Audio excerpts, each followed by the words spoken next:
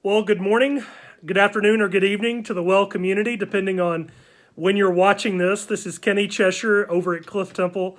I miss you guys. I wish that I was able to come down the hall and say hello to you guys like I do sometimes during the week.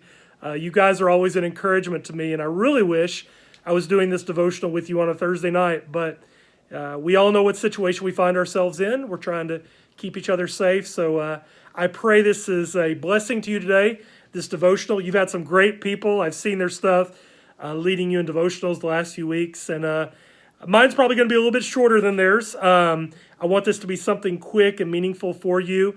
I just want to teach you what I've been going through lately. I've been reading a lot lately from Daniel chapter 3 about Shadrach, Meshach, and Abednego, and how they were always praying. They were always turning to God for everything, and how this got them in trouble with some others, and especially with King Nebuchadnezzar. And he ordered that a furnace be heated 7 times hotter than usual, and he ordered that they be put into the fire for not obeying the orders that he had given. And I want to pick up in Daniel chapter 3, verses 24 through 25. It says, after they were put in the fire, Shadrach, Meshach, and Abednego, this follows it. It says, Then King Nebuchadnezzar leaped to his feet in amazement and asked his advisors, Weren't there 3 men that were tied up and thrown into the fire? They replied, Certainly, your majesty.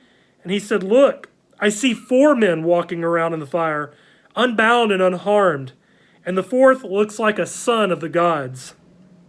Nebuchadnezzar then approached the opening of the blazing furnace, and he shouted, Shadrach, Meshach, and Abednego, servants of the Most High God, come out, come here. So Shadrach, Meshach, and Abednego came out of the fire, and the satraps, prefects, governors, and royal advisors crowded around them. And they saw that the fire had not harmed their bodies.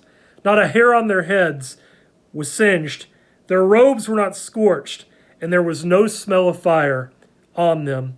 I share this story with you today because how it's been meaningful to me lately is this, is that no matter what kind of fire you and I find ourselves in right now, no matter where we're at in life, maybe you've been in the hospital recently, maybe you've been on the streets, maybe food has been hard to come by, maybe you've been lonely, wherever you have been, God, through the Holy Spirit, has been there with you, just like he was with Shadrach, Meshach, and Abednego.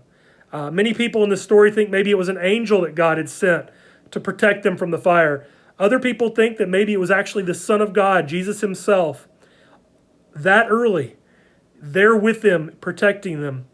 But I want you to know, whatever you're going through right now, Jesus, through the Holy Spirit, is right there with you in the fire, whatever fire it is.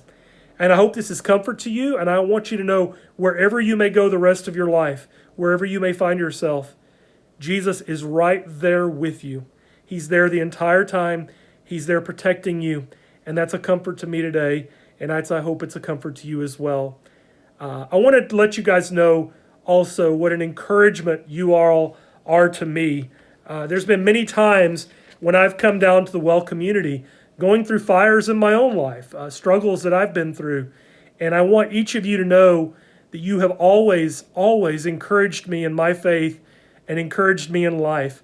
The reason I miss coming down and seeing you guys is this. One of you painted this by sketch, by pencil sketch right behind me, and I have this up in my home all the time.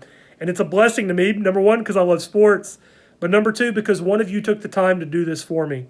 And you know who you are, and I want to thank you for your artistic ability and for sharing that with not only me, but with so many others.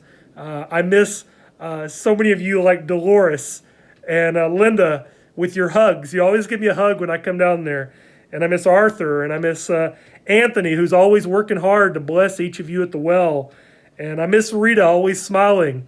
And I miss Mrs. Smith, always there smiling to give me a hug as well. And Charles, whenever I see him, he gives me the basketball shot, because years ago when I refereed a basketball game, Charles hit every three-point shot ever. And so every time he sees me, he does this, and it brings back good memories. But I want all of you to know at the well what an encouragement you are to me.